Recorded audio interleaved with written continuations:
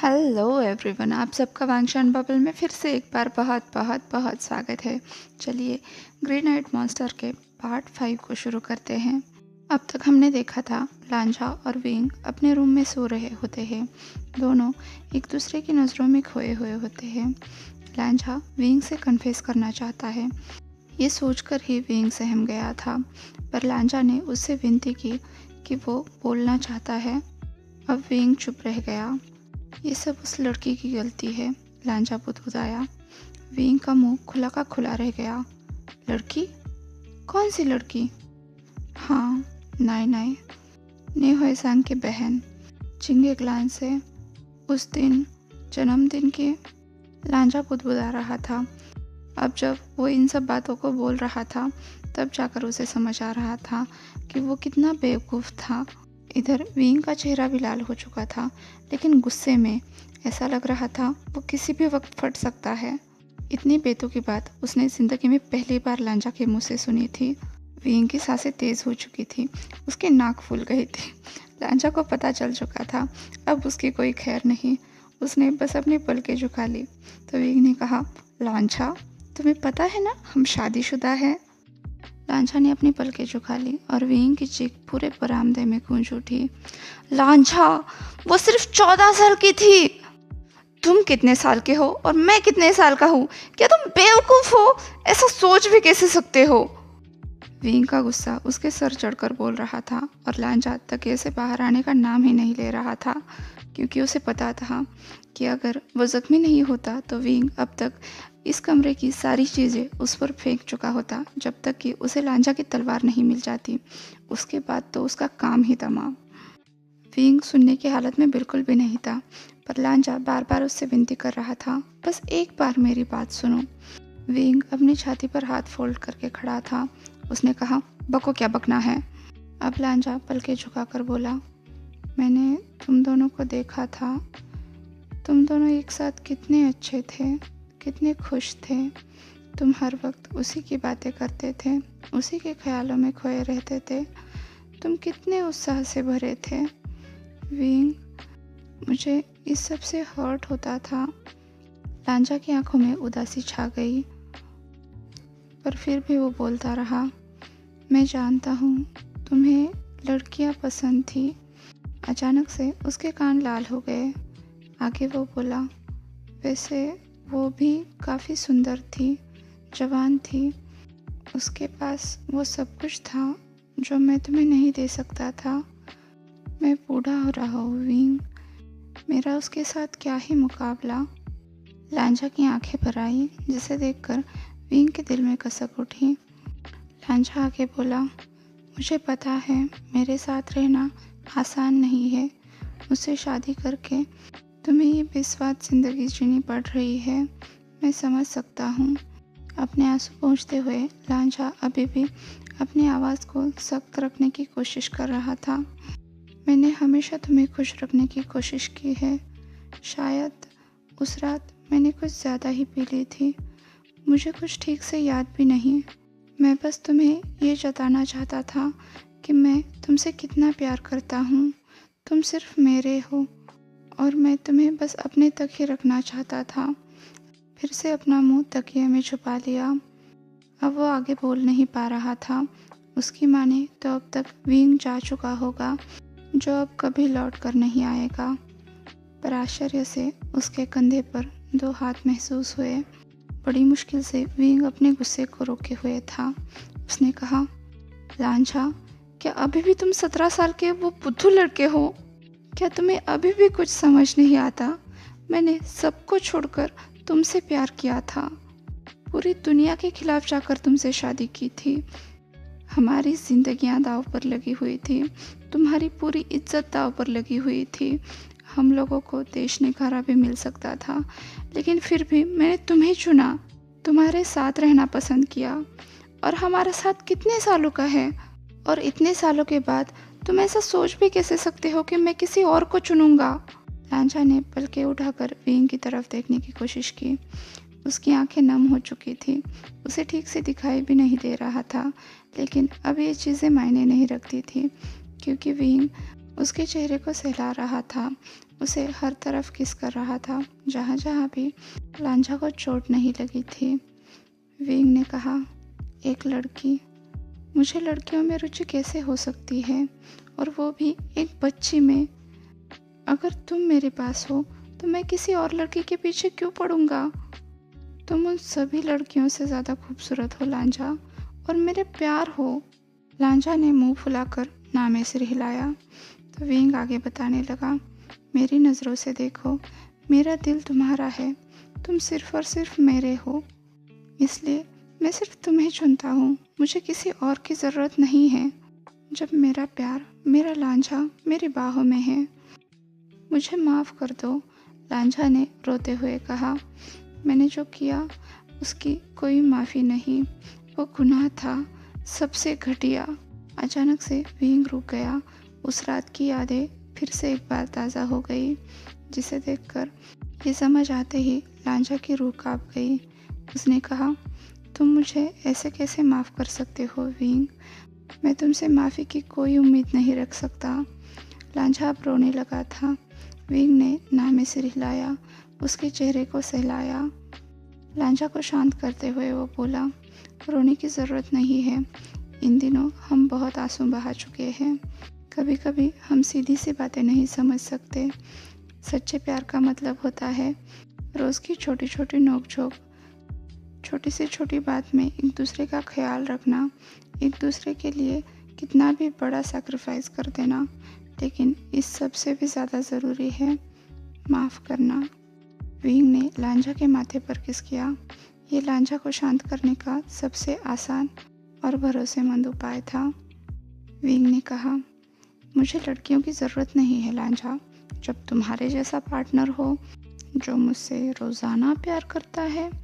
उसने लांझा को आंख मारी। लांझा के कान फिर से एक बार लाल हो गए। विंग इस अवस्था में भी ऐसी बातें कर सकता है, वो कभी नहीं बदल सकता। हमेशा की तरह लांझा बहुत बुरी तरह से शर्मा रहा था और विंग उसे चिढ़ा रहा था। मैं तुमसे बहुत प्यार करता हूँ, लांझा ने कहा। तो विंग को हंसी आ गई। उसने कहा, तुम्हें पता है प्यार का सबसे बड़ा सबूत क्या है? जेलसी, ईर्ष्या, जिससे साबित होता है कि तुम सामने वाले से कितना प्यार करते हो। पर अपनी ईर्ष्या के चलते मुझ पर इतना कहर ढाने की क्या ज़रूरत थी लांझा? तुम जानते हो मेरा नया शरीर मेरे पुराने शरीर जितना ताकतवर नहीं है। लांझा तुरंत विंग की तरफ देखते हुए बोला, मैं कसम खाता हूँ आगे से शराब की एक बूंद को भी नहीं छूऊंगा। तुम मेरे लिए काफ़ी हो, मुझे और कुछ भी नहीं चाहिए। मैं बस तुम्हें चाहता हूँ, पर मैं ये कभी जता नहीं पाता। हमेशा अंत में सब कुछ गलत हो जाता है। विंग अब संभल चुका था। उसे लांझा की बातों पर हंसी आ रही थी। उसने कहा, तुम्हें क्या लगता है मैं तुम्हारे साथ चीटिंग कर सकता हूँ? सच में, वो भी चिंकिनी एकलान में। लांझा मुंह फुलाकर बोला, विंग, मैं तुमसे बहुत प्यार करता हूँ, तुम्हें बस अपने लिए चाहता हूँ, तो इसमें हंसने की क्या बात है? हंसो मत। पर विंग ने लांझा को चिढ़ाते हुए कहा, पर मैं तो पहले से ही तुम्हारा हूँ।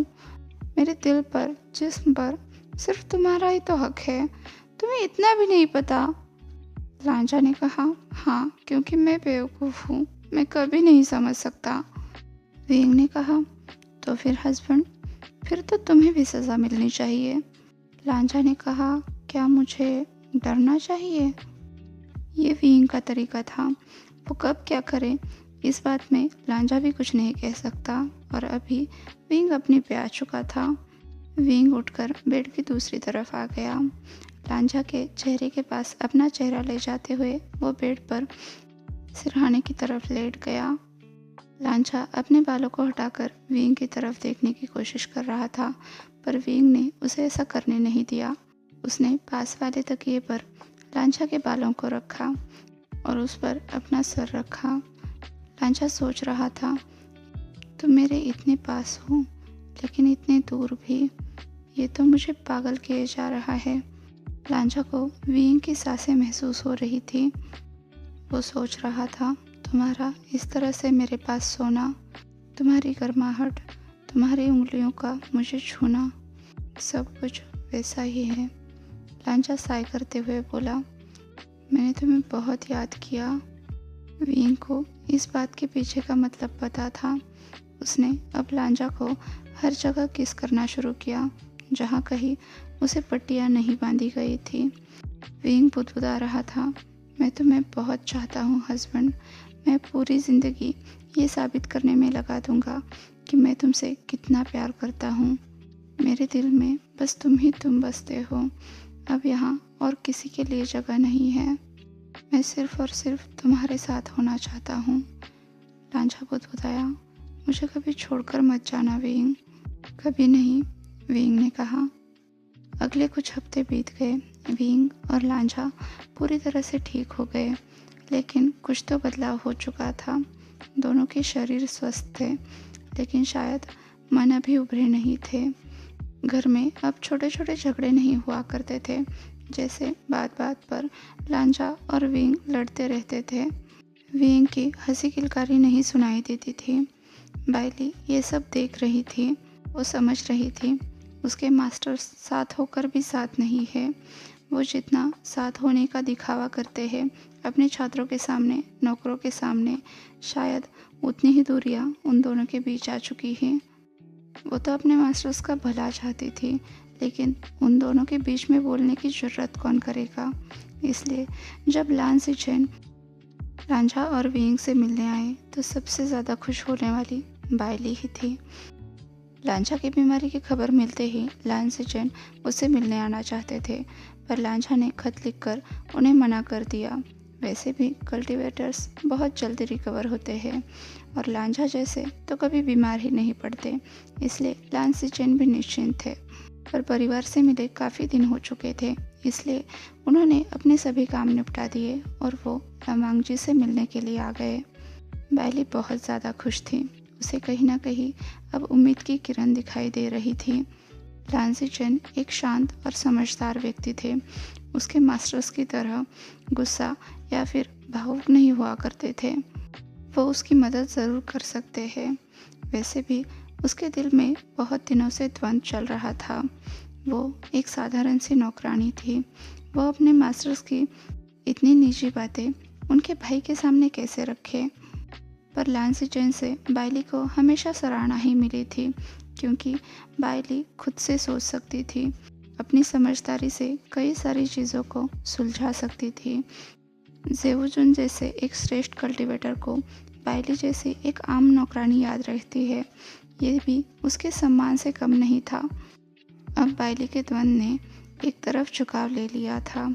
उसके मास्टर्स के प्रति वफादारी, उनके प्रति प्यार उसकी झिझक पर हावी हो चुका था। उसने जेवुजुन से बात करने का फैसला लिया। जेवुजुन भी यहाँ आकर घुल चुके थे। ऐसी ही एक शांत दोपहर में वो तालाब के किनारे ध्यान कर रहे थे। बाइली उनके पास जाकर खड़ी हुई। जेवुजुन को पता चल चुका था कि कोई उनके करीब आकर खड़ा है, लेकिन अभी वो ध्यान धारणा में लीन थे। एक तरह से वो अभी घट रही घटनाओं के बारे में सोच रहे थे। लांजा और विंग के बीच में एक अजीब तरह का तनाव था। क्या विंग पर भी लांजा की संगत का असर हो रहा था? इसलिए हाजिर जवाब और नटखट विंग को उन्होंने लांजा की तरह बिल्कुल शांत, या फिर सही शब्दों में कहा जाए तो खोया खोया पाया, जैसे कि वो विंग रहा ही नहीं। क्या उनके बीच का प्यार खत्म हो गया है, या ये रिश्ता टूटने को आया है? जेवुजुन बहुत अच्छी तरह से जानते थे, बुझने वाला दिया ज़्यादा फड़फड़ाता है। जब लांजा ने पूरे समाज के खिलाफ जाकर विंग को अपनाने का निर्णय लिया था, तभी जेवुजुन ने लांजा को सतर्क किया था। किसी भी चीज़ की इतनी चाह कभी भी अच्छी नहीं होती, क्योंकि अगर एक दिन वो चाहत ही ख़त्म हो जाए तो आगे क्या। और शायद अब वो वक्त आ गया था, लेकिन इतनी जल्दी किसी भी निष्कर्ष पर पहुंचना अच्छा नहीं था। उन्हें पता था अभी उन्हें धीरज रखना होगा, क्योंकि रात चाहे जितने भी गहरे हो, एक ना एक दिन उन्हें उजाले में आना ही होता है। लान सिचेन ने अपनी आंखें खोल दी तो बाइली को अपने सामने खड़ा पाया। जेवुजुन ने मुस्कुराकर कहा, गुड डे बाइली, क्या तुम्हारे पास मेरे लिए कोई संदेश है? बाइली ने झुककर प्रणाम करते हुए कहा, जेवुजुन, मुझे माफ़ कर दीजिए, पर मैं आपकी सलाह लेने के लिए आई हूँ। आदतानुसार बाइली शांत हो गई, क्योंकि मास्टर्स के बारे में जब भी वो बात करती थी वो विंग से बहुत बुरी तरह से डांट खाया करती थी। पर उसे लांसीचन पर भरोसा था, इसीलिए तो वो यहाँ पर आई थी। वो चुप थी। लांसीचन ने उसे डांटने की बजाय हल्की सी मुस्कुराहट के साथ कहा, ठीक है बेटा, तुम्हारी मदद करके मुझे खुशी होगी। अब बताओ क्या समस्या है। उन्होंने बाइली को बैठने का इशारा किया। बाइली ने झुककर फिर से एक बार जेऊजुन को प्रणाम किया। जेऊजुन के समझ में आ गया, अगर ये इतनी बार प्रणाम कर रही है इसका मतलब इसकी समस्या बहुत बड़ी है। अब बाइली ने विस्तार से पिछले महीने से जो कुछ भी हुआ वो सब कुछ लांसीचन को बता दिया। लांसीचन बड़ी ही शांति से उसकी सारी बातें सुन रहे थे। बाइली की आंखों में उसके मास्टर्स के प्रति वफादारी, उनके लिए फिक्र जेऊजुन समझ पा रहे थे। बाइली ने अपनी बात खत्म करते हुए कहा, और अब वो दोनों बिल्कुल शांत हो गए हैं, पर जो दिख रहा है वो है नहीं। शायद उन दोनों के बीच की दूरियां अभी भी खत्म नहीं हुई है, उल्टा बढ़ गई है। मैंने दो लोगों को इतने प्यार में कभी नहीं देखा है। मैं उनकी मदद करना चाहती हूँ, लेकिन किस तरह से करूँ ये मेरी समझ में नहीं आ रहा है, बाइली ने रोते हुए कहा। सीचेन ने झुककर बाइली की बात को समझते हुए कहा, बाइली, तुम्हारे जैसे सेवक को पाकर तुम्हारे दोनों मास्टर्स धन्य हो गए हैं। बाइली शांत हो गई, लेकिन वो यहाँ पर अपनी तारीफ पाने के लिए नहीं आई थी, अपनी समस्या का हल पाने के लिए आई थी। वो अभी भी अपने जवाब की आस लगाए बैठी थी। जेऊजुन ने कहा, उन दोनों ने अभी भी एक दूसरे को माफ़ नहीं किया है, या फिर शायद खुद को माफ़ नहीं किया है। हमें उनसे बात करनी पड़ेगी।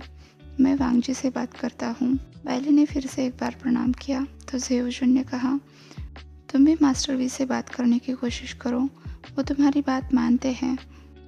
उन्हें समझना होगा कि बोलने में और करने में बहुत अंतर होता है। सिर्फ माफ़ी मांगने से या माफ़ कर देने से कुछ नहीं होता। उन्हें दिल से एक दूसरे को माफ़ करना पड़ेगा, फिर से अपनाना पड़ेगा। अब बाइली जेऊजुन को प्रणाम करके वहाँ से चली गई। आज के लिए बस इतना ही। आपसे कल मिलती हूँ, तब तक के लिए अपना ख्याल रखिए। वीडियो पसंद आया हो तो लाइक, शेयर और कमेंट कर दीजिए। और हाँ, अभी तक चैनल को सब्सक्राइब नहीं किया है तो प्लीज़ सब्सक्राइब भी कर दीजिए। और वांगशान बबल में खुश रहिए। Thank you.